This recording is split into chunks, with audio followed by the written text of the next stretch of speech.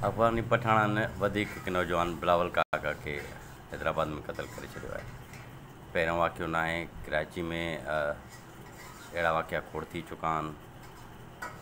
उन्हनि जवाबदारनि खे सज़ा कोन मिली, पर हक़ीक़त में इन सॼे मामले में असां सभु पाण बि जवाबदार आहियूं। छो त असां इन पठाणनि जे होटलनि ते मानियूं खायूं था, केमिकल वारी चांहि पीऊं था, बीमारियूं वठूं था, उन्हनि खे पैसा ॾियूं था, उहे एतिरा मज़बूत थियनि था जो असांजा क़तल कनि था पिया। असां हिक ॿिए खे त विढ़ण में पूरा आहियूं, जल्दी में विढ़ी था पऊं, पर पंहिंजे असुलु दुश्मन ॾांहुं त वाझण लाइ बि तयारु कोन आहियूं। हाणे ॿियो कुझु नथा करे सघो दोस्तो, त घटि में घटि इहो त करे सघो था त पठाण जे केमिकल वारी चांहि न आहे पीअणी, पठाण जे होटल ते या पठाण जो व्याज न आहे खणो। घर में भली असैशन वारो सामान न हुजे, पर पठाण खां व्याज ते न आहे वठिणो सामान, छो त हीअ फ़लस्तीन वांगुरु आस्ते आस्ते असांजी धरती ते कब्ज़ो करे वेंदा।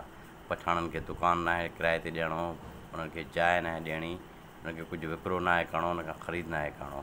पठाणनि सां वापारु बंदि कयो, लेन देन बंदि कयो, हे पाण ठठिंग थी तव्हां भॼी वेंदा।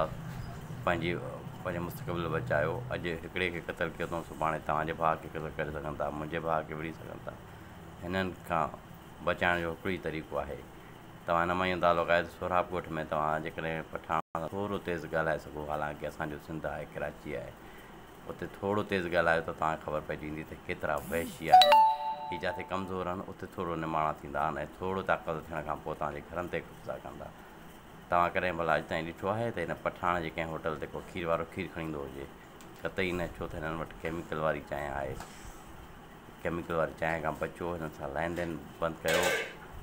पंहिंजे मुस्तक़बिल बचाइणु चाहियो था त हिननि सां कतई सोशल बाइकाट करे छॾियो, लेन देन बंदि करे छॾियो, जीअं पाण बुखूं काटे न हितां फरार थी वञनि।